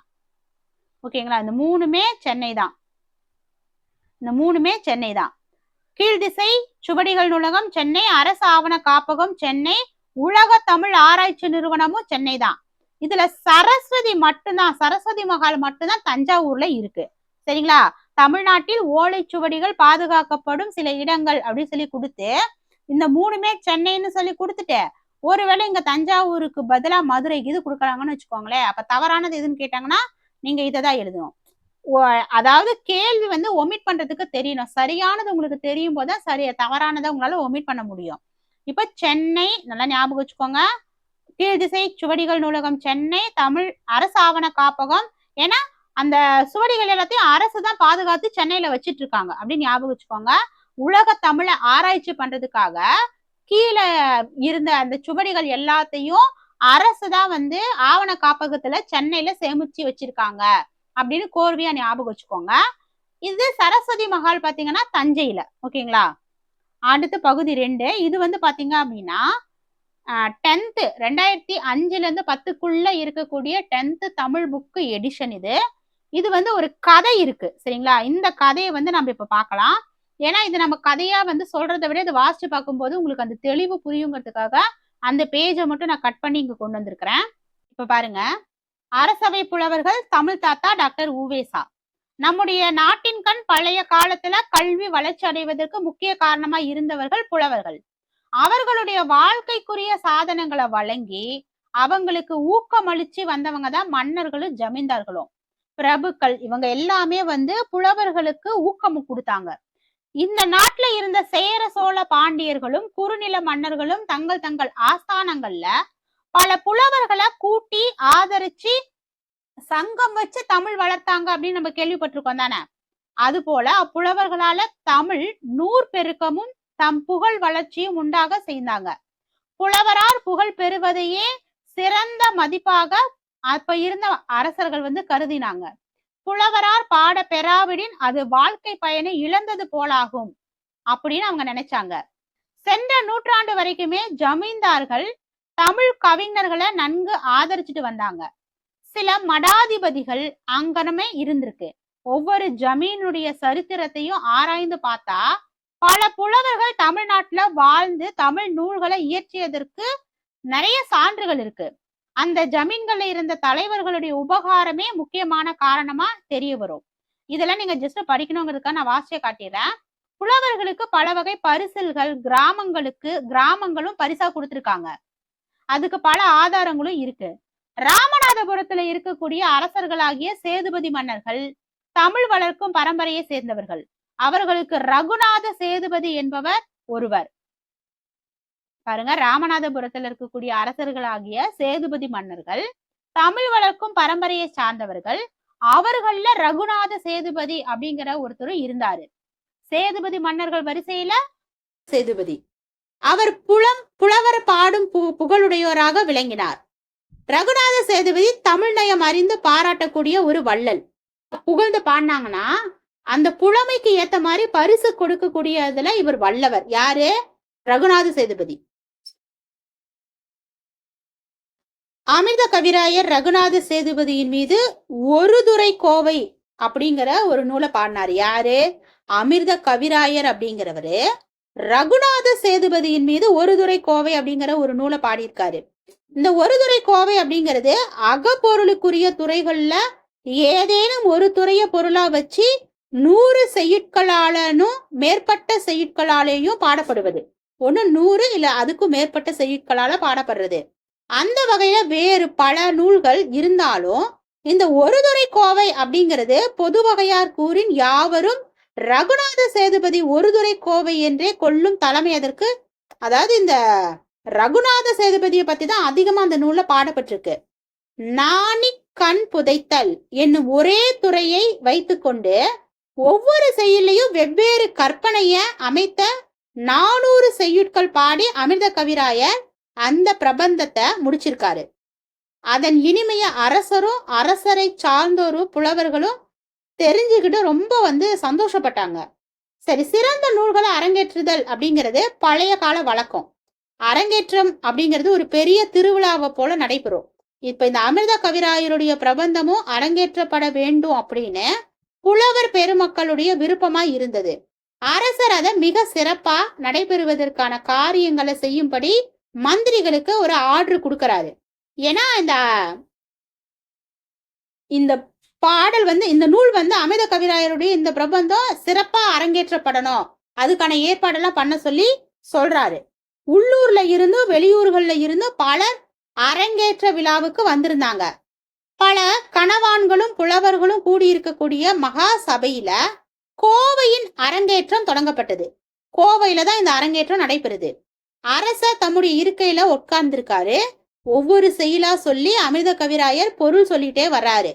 அவர் சொல்லக்கூடிய ஒவ்வொரு செய்யுளுக்கும் ஆனவுடன் அரசர் தங்கத்தால செய்யப்பட்ட ஒரு தேங்காய அந்த புலவருக்கு பரிசா உருட்டி விடுறாரு கீழே. சில செய்யுட்கள் முடியுது. பின்பு ஒரு செய்யுள சொன்னப்போ எல்லாருமே அதனுடைய பொருளினுடைய சிறப்புல பயங்கரமா இன்வால்வ் ஆகுறாங்க. இவ்வளவு இவர் சொன்ன செய்யுள்களே இது ரொம்ப ரொம்ப சூப்பரா இருக்கே அப்படிங்கிற மாதிரி எல்லாம் யோசிக்கிறாங்க. மற்ற செய்யுள்களை காட்டிலும் கவிராயருடைய திறமை அதுல அதிகமா வெளிப்பட்டு இருக்கு. அதனை கூறி முடிச்ச உடனேயே அரசர் எப்பவும் போலவே திரும்பவும் ஒரு பொன் தேங்காய உருட்டி விடுறாரு. அப்போ பக்கத்துல இருந்த அந்த புலவர் ஒருத்தர் கேக்குறாரு, இந்த செய்யுள் மற்ற செய்யுள்களை விட ரொம்ப சிறப்பா இருக்கு மகாராசா, அத நீங்க இன்னும் சிறப்பான பரிசு அவருக்கு கொடுக்கலாமே, ஏற்கனவே கொடுத்தது போலவே வெறும் பொன் தேங்காய கொடுக்குறீங்களே அப்படின்னு சொல்லி பக்கத்துல இருந்த அந்த புலவர் சொல்றாரு. இத மகாராசா அவர்கள் நன்றா உடைச்சு பார்த்து இதன் சிறப்பை உணர வேண்டும் அப்படின்னு சொல்லி சொல்றாரு. அதாவது அந்த கவிராயர்கிட்ட நீங்க அந்த தேங்காயை உடைச்சு பார்த்தா உங்களுக்கு தெரியும் அப்படின்னு சொல்லி அரசர் சொல்றாரு. அதை கேட்ட அரசரும், நாம் நன்றா இதன் சுவையை உணர்ந்தோம், இதற்கு உருட்டிய தேங்காயை நீங்க உடைச்சு பார்த்தா உங்களுக்கு தெரியும் அப்படின்னு சொல்லி அந்த புலவர்கிட்ட சொல்றாங்க. உடனே அந்த பொன் தேங்காயை உடைச்சு பார்த்தாங்க. அதற்குள்ள மாணிக்க பரல்கள் இருந்திருக்கு. அப்போ அரசர் அவர்களுடைய திறமைய தெரிஞ்சுக்கிட்டு பரிசளிக்கக்கூடிய திறமை உள்ளவரா இருந்திருக்காரு அப்படின்னு சொல்லி அவரை வியந்து மகிழ்ந்து மிகவும் பாராட்டினாங்க. அந்த அரங்கேற்றம் ரொம்ப சிறப்பா நிறைவடைஞ்சது. ஏன்னா புலவர் சொன்னதுக்கு நீங்க தயவு செஞ்சு இந்த தேங்காய் உடைச்சு பாருங்கன்னு அரசர் சொன்னப்போ உடைச்சு பார்க்கும்போது அதுல மாணிக்க பரல்கள் இருக்கு. அதற்கு பின் அரசர் தம் மீது அப்பிரபந்தத்தை பாடியதற்காக சமஸ்தானத்தில் இருக்கக்கூடிய பொன்னாங்கால் அப்படிங்கிற வளப்பம் மிக்க அந்த கிராமத்தை அமிர்த கவிராயருக்கு வழங்கினார். அப்ப இது ஒரு கேள்வியா கேட்கலாம்.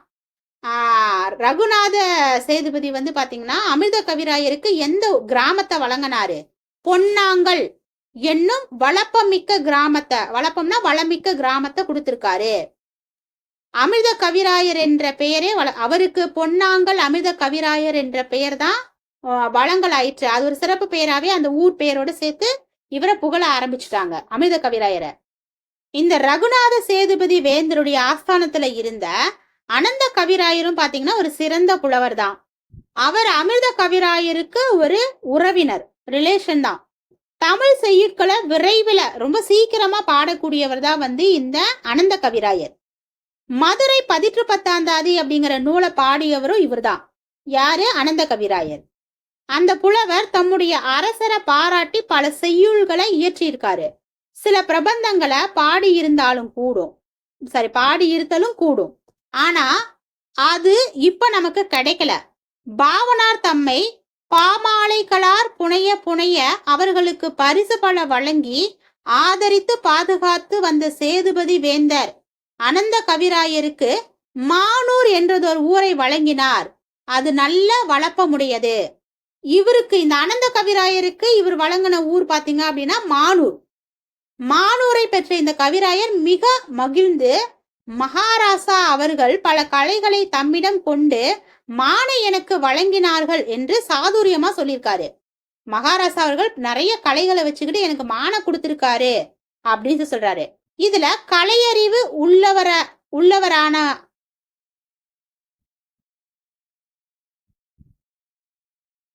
இது எப்படி சொல்றாங்கன்னா, கலையறிவு மிக்கவர், கலையறிவு இவருக்கு இருக்கிறதுனாலதான் கலையவே எனக்கு பரிசா கொடுத்திருக்காரு அப்படிங்கிற மாதிரி இவர் சொல்றாரு. இந்த வாக்கியத்துல அரசர் பல ஆண்மான்களை வைத்துக்கொண்டு எனக்கு ஒரு பெண்மானை அளித்தார் அப்படிங்கிற ஒரு பொருளும் இருக்கு. இத கேட்ட அரசர் உங்கள் மானுக்கு களையும் தருகிறேன் என்று சொல்லி களையூர் அப்படிங்கிற ஊரையும் கொடுத்திருக்காரு. இவர் மானூரும் கொடுத்திருக்காரு, களையூர் அப்படிங்கிற ஊரையும் யாருக்கு? அனந்த கவிராயருக்கு கொடுத்திருக்காரு. கவிராயருக்கு பரிசு அளிச்சிருக்காரு.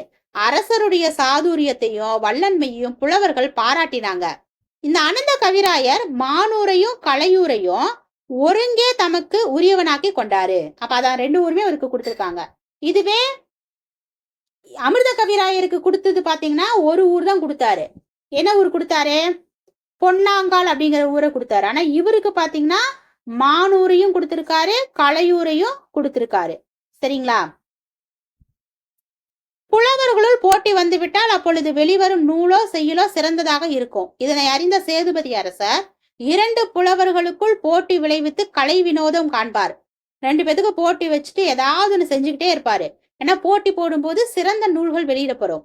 அந்த போட்டியால் மன வேறுபாடு உண்டாகாதபடி பார்த்து, எந்த ஒரு பிரச்சனையும் மனக்கசப்பு வராம பார்த்துப்பாரு.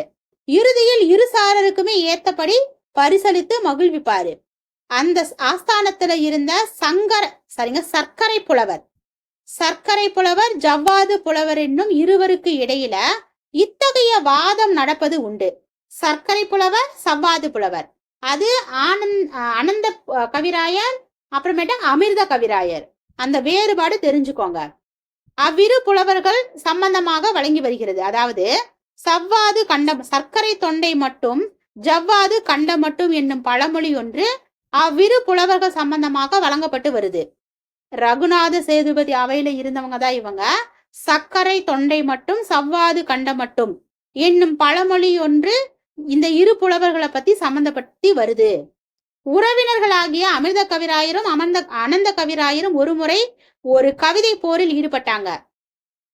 குறித்த கால வரையறைக்குள் இருவரும் வண்ணம் ஒன்றை பாட வேண்டும் என்றும் அதில் இன்ன வார்த்தைகள் இன்ன பொருள் இன்னென்ன முறையில் அமைய வேண்டும் என்றும் யார் முதலில் பாடி முடிக்கின்றாரோ அவர் மற்றவரின் காதை அறுத்து விடுவதென்றும் வரையறை செய்து கொண்டார்கள்.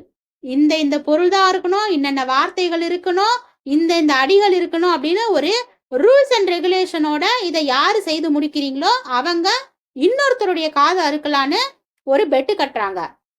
அரசருடைய முன்னிலையில இது நடைபெறுது. இருவரும் வண்ணம் பாட தொடங்கினாங்க. அமிர்த கவிராயர் வண்ணம் பாடி எழுதி முடித்து வைத்து விட்டார். அப்போ அனந்த கவிராயர் இறுதி வரியை எழுதிக்கிட்டு இருந்தாரு. அமிர்தனார் கையில் தோட்டியை எடுத்துக்கொண்டு இவரே தோற்றார், இன்னும் வண்ணத்தை முடிக்கவில்லை, இவர் காதை அறுத்து விடுவேன் என்று அனந்தனாரை, அதாவது அனந்தனார் எழுதிட்டு இருக்காரு கடைசி வரிய. ஆனா அமிர்த கவிராயர் முடிச்சுட்டு இவர் தோத்துட்டாரு பாருங்க, எழுதிட்டே இருக்காரு அப்படின்னு சொல்லிட்டு ஒரு கத்தி எடுத்துட்டு அவருடைய காதை அறுக்கிறதுக்கு அனந்தனார் பக்கத்துல போறாரு. அதற்குள்ள அனந்தனாரும் வண்ணத்தை முடிச்சுட்டு, பைத்தியமே, காது இருந்தால் அல்லவோ அறுக்க முடியும், அனந்தனுக்கு காது ஏது அப்படின்னு சொல்லி அனந்தன் ரொம்ப சாதுரியமா பேசுறாரு. அதென்ன அனந்தனுக்கு காது ஏது அப்படின்னா, அனந்தன் அப்படிங்கிறது ஆதிசேடனுடைய பேரு, ஆதிசேஷனுடைய பேரு. பாம்புக்கு கண்ணுதான் காதா உதவுமே தவிர அதற்கு தனியா பாம்புக்கு என்னல்ல காது இல்லைன்னு சொல்லுவோம். அதனால அனந்தனுக்கு காது ஏதுன்ற வாக்கியம் ஆதிசேஷனுக்கு காது இல்ல அப்படிங்கிற பொருளை தோன்ற செய்யுது. அனந்தனா தாம் தோற்றதாக சொல்லிக்காம சாதுரியமா இந்த மாதிரி கேட்கவே எல்லாருமே அங்க இருந்தவங்க எல்லாருமே சிரிச்சுட்டாங்க. ஆதிசேடனுக்கு காது இல்லைன்னு சொன்ன உடனேயே பாம்புக்கு ஏது காது அப்படின்னு தன்னுடைய பேரோட அவர் இணைச்சு சொல்றாரு. அமிர்த கவிராயர் தோட்டியை கீழே போட்டு விட்டார். காதை அறுக்க வேண்டும் என்பது அவர் கருத்தல்ல. அரசர் அனந்த கவிராயருடைய இந்த பேச்சினால ரொம்ப ஈர்க்கப்பட்டு அந்த பேச்சுக்காகவே தனியா அனந்த கவிராயருக்கு பரிசு கொடுத்திருக்காரு. அனந்த கவிராயர் பாட்டுக்கு பரிசு பெறுபவர், பேச்சுக்கும் பரிசு பெறுவார் அப்படின்னு சொல்லி புலவர்கள் பேசிக்கிட்டாங்க. இப்ப இந்த பாடத்தை நம்ம ஃபுல்லாவே படிச்சுட்டோம். அனந்த கவிராயர் பத்தி வருது, அமிர்த கவிராயரை பத்தி வருது. அப்புறமேட்டு இன்னும் 2 பேர்த்த பத்தி படிச்சுமே, சர்க்கரை என்னமோ பார்த்தமே, சர்க்கரை ஒண்ணு, அப்புறம் இன்னொன்னு என்னமோ சொன்னமே, பேர் மறந்துடுச்சு. சர்க்கரை புலவர், ஜவ்வாது புலவர், ஓகேங்களா. அப்புறம் இன்னொரு புலவரையும் பார்த்தோம், அனந்த கவிராயர். அவ்வளவுதானா? அனந்தருக்கு தான் மானுக்கு கலையூர், மானூரையும் கலையூரையும் கொடுத்திருக்காங்க. இப்போ இந்த புலவர்களை பத்தி நம்ம நல்லாவே தெரிஞ்சுக்கிட்டோம். இந்த புலவர் வந்து நம்ம தெரிஞ்சுக்கும் போதுதான் நமக்கு நிறைய விஷயங்கள் வந்து கேள்வியை கேட்கப்படும் போது ஒரு கூற்று காரணத்துல கேட்கக்கூடிய கேள்விகளுக்கு நம்மளால பதில் சொல்ல முடியும். சரிங்களா? இப்ப இந்த பாடம் சம்பந்தப்பட்ட அறிஞர் பொருள் இருக்கு, அதையும் பார்த்தலாம். குறுநில மன்னர் அப்படின்னா சிற்றரசர், ஆஸ்தானம் அப்படின்னா அரசவை, மடாதிபதி அப்படின்னா அறநிலைய தலைவர், கோவை அப்படின்னா அகத்துறை சிற்றிலக்கியங்களுள் ஒன்று. சாரி, நான் கூட கோவைன்னு சொன்னேன் ஊருன்னு சொல்லி நினைச்சிட்டேன். அகத்துறை சிற்றிலக்கியங்கள்ல ஒண்ணு. நாணிக்கண் புதைத்தனா முதல் முறையாக தலைவனை சந்திக்கும் தலைவி வெட்கத்தினால் கண்களை பொத்திக் கொள்ளுதல். நாணி கண், நாணினா வெட்கப்படுறதானே, அப்ப நாணி கண் புதைத்தல் அப்படின்னா முதல் முறையா தலைவனை சந்திக்கும் தலைவி வெட்கத்தினால் கண்களை பொத்திக் கொள்ளுதல். அரங்கேற்றுதல்னா மேடை ஏற்றல். அறிஞர்கள், புலவர்கள், சான்றோர்கள் கூடிய அவையில தம்முடைய படைப்பு திறமையை காட்டி ஏற்பின பாராட்ட பெறுவது. பரல் உள்ளிட்ட, பரல் அப்படின்னா மணிகள், வரிசை அப்படின்னா தகுதி, பதிற்று பத்தந்தாதி அப்படின்னா அந்தாதி தொலையில் பாடப்படக்கூடிய 100 பாடல்களை கொண்ட சிற்றிலக்கியம். இந்த கலை அப்படிங்கிறது ஆண்மான் அப்புறம் கல்வி கலை, இது ரெண்டையுமே குறிக்குது. இப்போ நம்ம ஃபுல்லாவே இதை கவர் பண்ணிட்டோம். வஉசிய சரிங்க, தப்பா சொல்லிட்டேன். உவேசாவை பத்தி உங்களுக்கு எந்த கேள்விகள் கேட்டாலும் இதுக்குள்ள இருந்துதான் கேட்க வாய்ப்புகள் இருக்கு. ஏன்னா அவர் வந்து எழுதின அவருடைய இயற்பெயர் என்ன, அவங்க அப்பா அம்மா பேர் என்ன, அவர் எந்தெந்த வருஷம் என்னென்ன நூல்களை பதிப்பிச்சாரு, அதுக்கப்புறமேட்டு பாத்தீங்கன்னா காப்பிய நூல்கள் என்ன, வஉசிக்கும் இவருக்கு என்ன சம்பந்தம், சோமசுந்தர பாரதியாருக்கு இவருக்கு என்ன சம்பந்தம், இவருக்கு வந்து எங்கெங்க நூல் நிலையங்கள் இருக்கு, இவர் பேர்ல என்னென்ன பட்டங்கள் கொடுத்தாங்க, யாரு கொடுத்தாங்க, இவர் எந்த மாதிரி நூல்களை வந்து பதிப்பிச்சாரு, அப்புறம் ஓலைச்சுவடிகளுடைய சிறப்பு என்ன, இந்த மாதிரி எல்லா தகவல்களையுமே நம்ம தொகுத்து கொடுத்துருக்குறோம். இந்த ஒரு வீடியோ பாத்தீங்கன்னா உவேசாவை பத்திய முழு தகவல்களும் உங்களுக்கு கொடுக்கும். இதை வந்து நீங்க இன்ஸ் எடுத்து வச்சு படிச்சாலும் சரி, இல்ல ஃபுல்லாவே பாத்தீங்க அப்படின்னா நீங்க வந்து 2-3 தடவை கேட்டுட்டு நான் அப்பப்ப கேட்டுக்கிறேன் அப்படின்லாம் விட்டுறாதீங்க. தயவு செஞ்சு இன்ஸ் எடுத்து படிங்க, அதான் பெட்ரு. ஏன்னா நம்ம ரிவிஷன் பண்றதுக்கு நம்ம கையில நோட்ஸ் வேணும். எல்லாத்தையும் ஜெராக்ஸ் போட்டு வைக்காதீங்க. ஜெராக்ஸ் போட்டு நம்ம வைக்கும் போது ஜெராக்ஸ் தான் சேருமே தவிர நம்ம படிக்க மாட்டோம். ஆனா நம்ம கைப்பட எழுதுறது அப்படிங்கிறது பாத்தீங்க அப்படின்னா ஒரு முறை எழுதுறது நம்ம 10 முறை படிச்சதுக்கு சமம். நீங்க எல்லாத்தையுமே நோட்ஸ் எடுத்து படிக்க பழகுங்க.